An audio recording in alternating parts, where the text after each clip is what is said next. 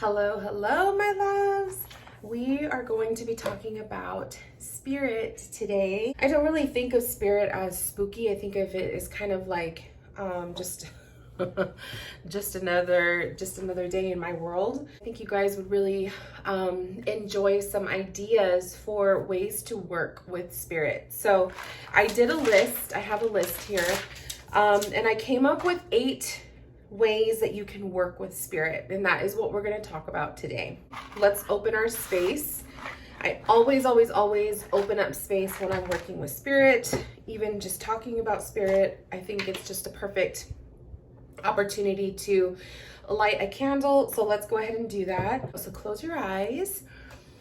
And today, spirit, we just set this beautiful intention to give each and every person who watches this video an opportunity to be enlightened and be inspired, and may they find their own ways of connecting with spirit and their own things that they can do to fill our hearts, give us beautiful, inspiring ideas, and may this space be sacred and peaceful and filled with love. And I set that intention by lighting this candle. So we have our candle lit, the mood is set.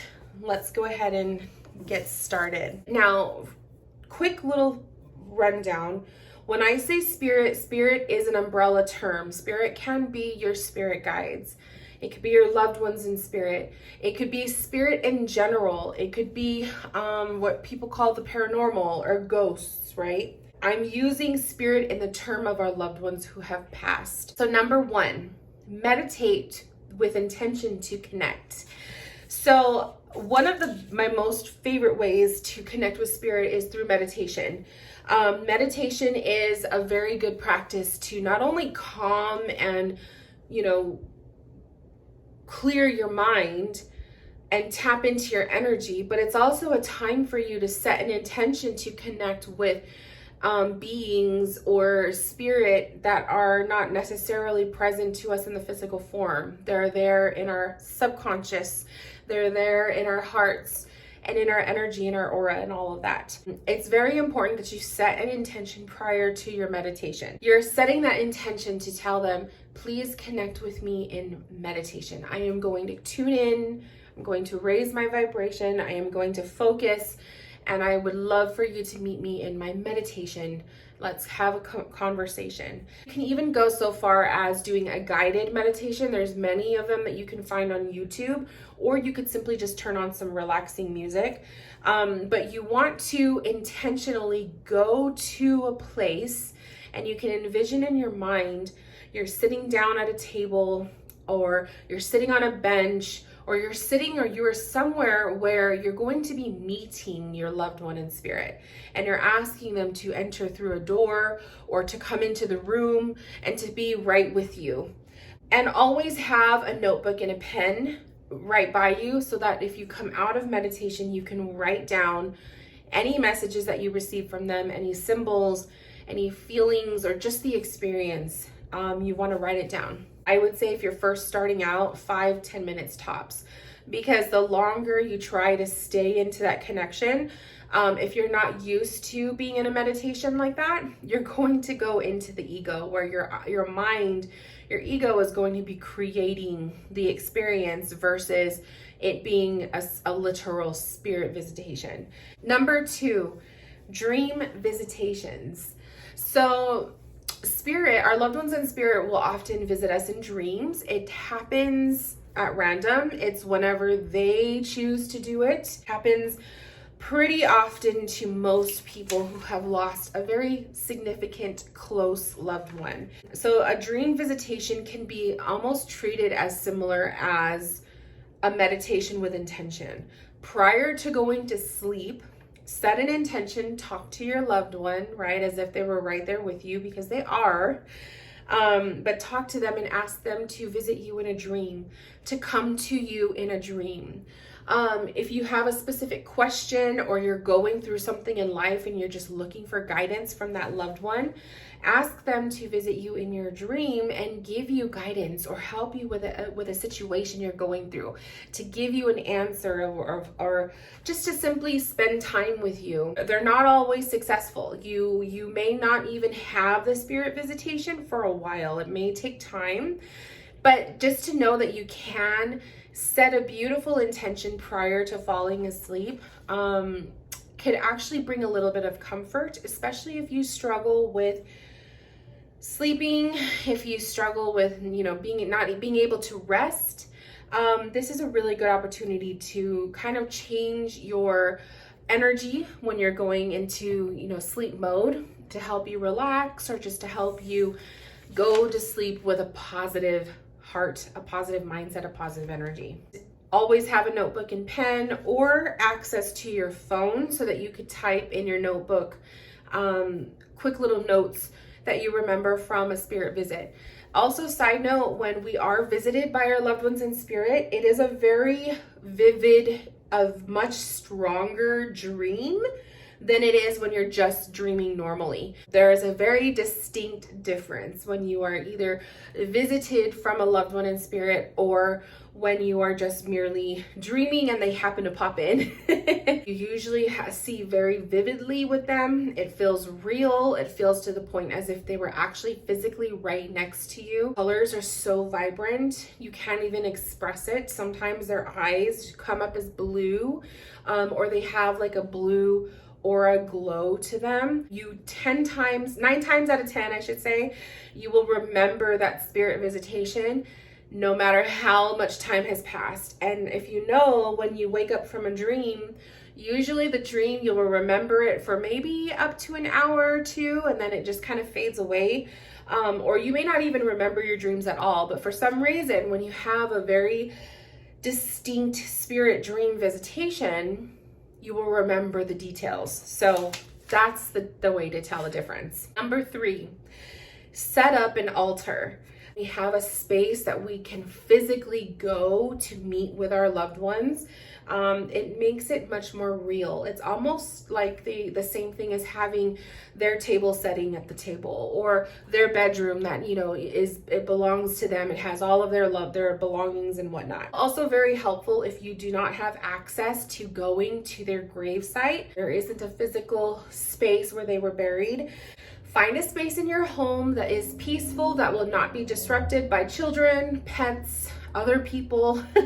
Make sure it's somewhere kind of private and intimate for you, or just simply having a space that you can go to for you and your loved one. It's a meeting space. Put up a photo of them, any of their belongings that you have that belongs to them. Candles are really, really good.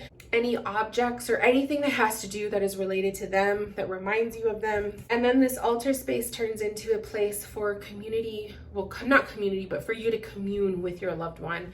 It's a space to go to for prayer. It's a space for you to go to just to spend time with them. And it's also a space that you devote to them. So like I said, if you light candles, a lot of times this will happen when you have an altar space and you light a candle for that loved one. If the candle starts to crackle, I always tell my clients it is a sign that your loved one is present with you.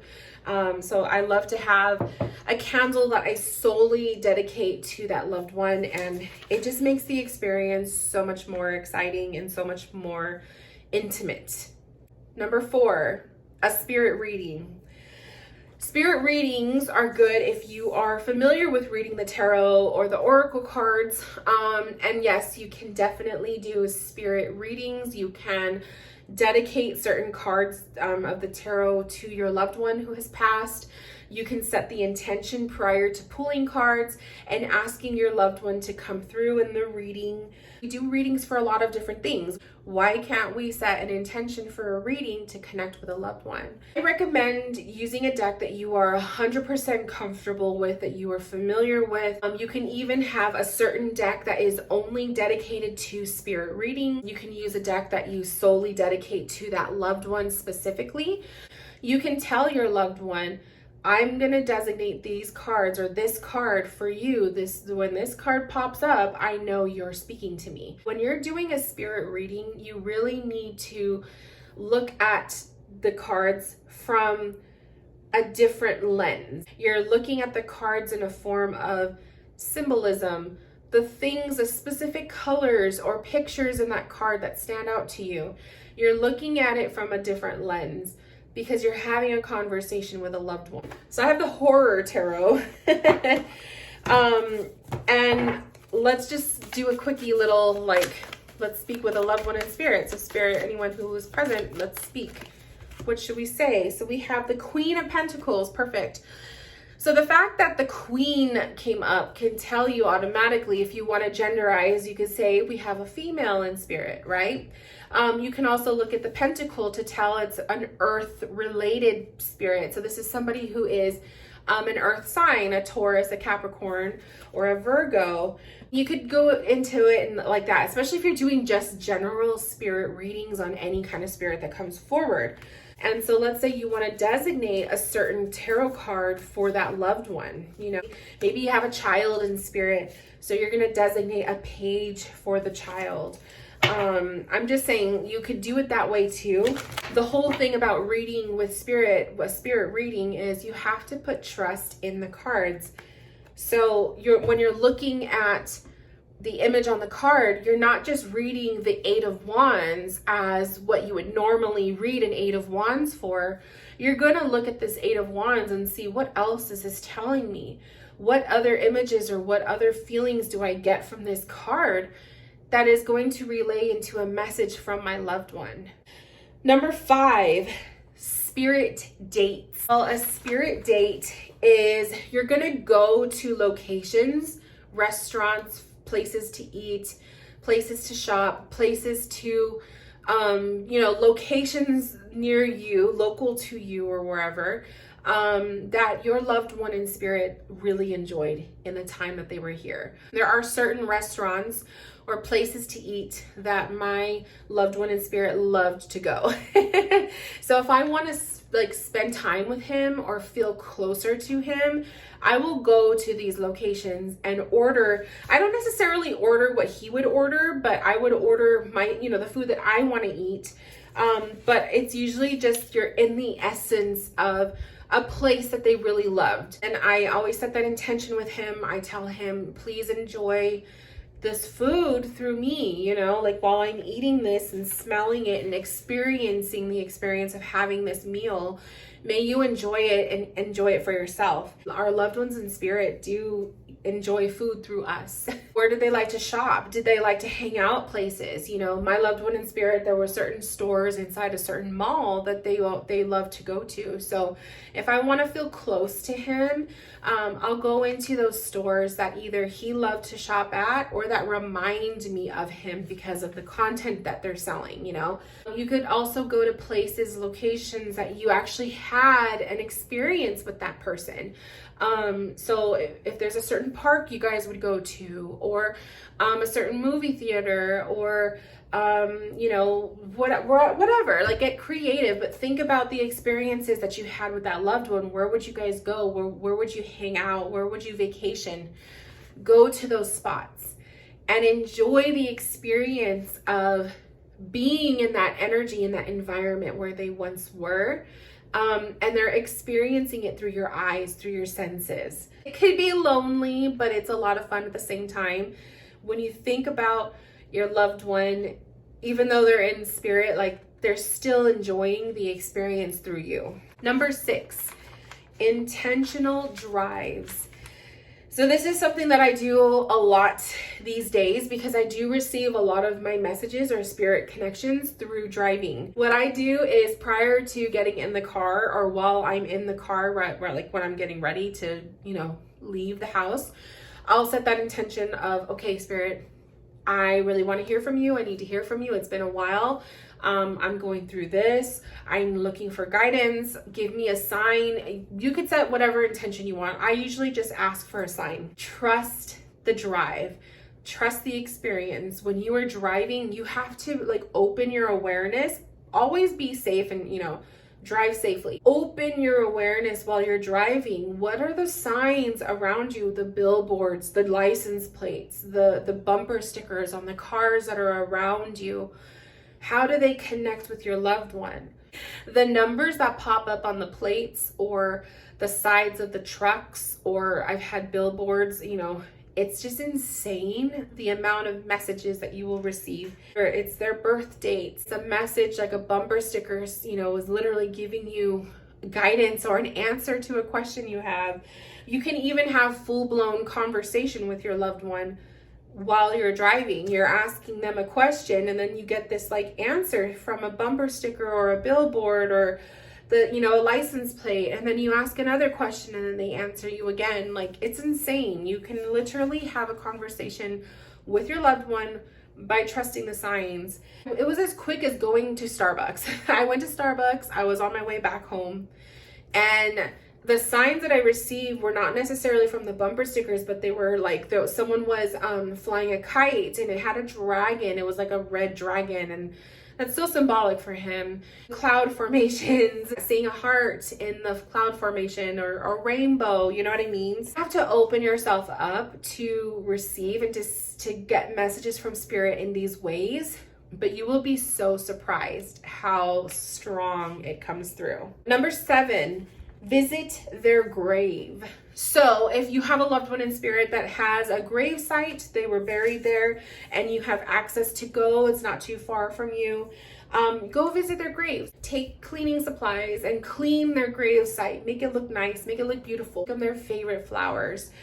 Bring your tarot cards. If you're a card reader, bring your cards. Pull some cards while you're at their grave site. Take their favorite food. Eat a meal at their grave site, but it's their favorite food. So you can kind of combine some of these ideas and do it in one spot. There's something sacred and something so calm and peaceful like being in a graveyard. It's a very peaceful experience. There's always butterflies flying around. There's always little birds and hummingbirds, and the signs from spirit in the little animals are very, very, very abundant in the graveyards. So if you are at the gravesite, don't just pay attention to their gravestone, but pay attention to what is happening around you. Birds, butterflies. Is there a specific bird or a butterfly flying around or hanging around your gravesite? That's them, right? They're visiting you in that way. Expand your horizons when it comes to going to doing these things.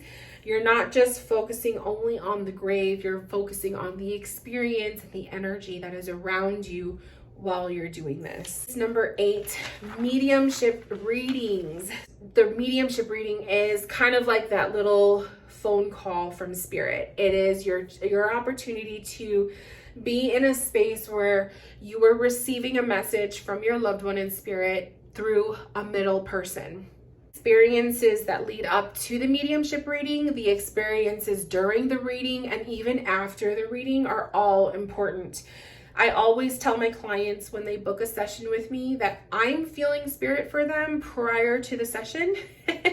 So I always will share with them my experiences, just to see if I could get validation for why I was feeling a certain way or why I had this dream or physical feeling.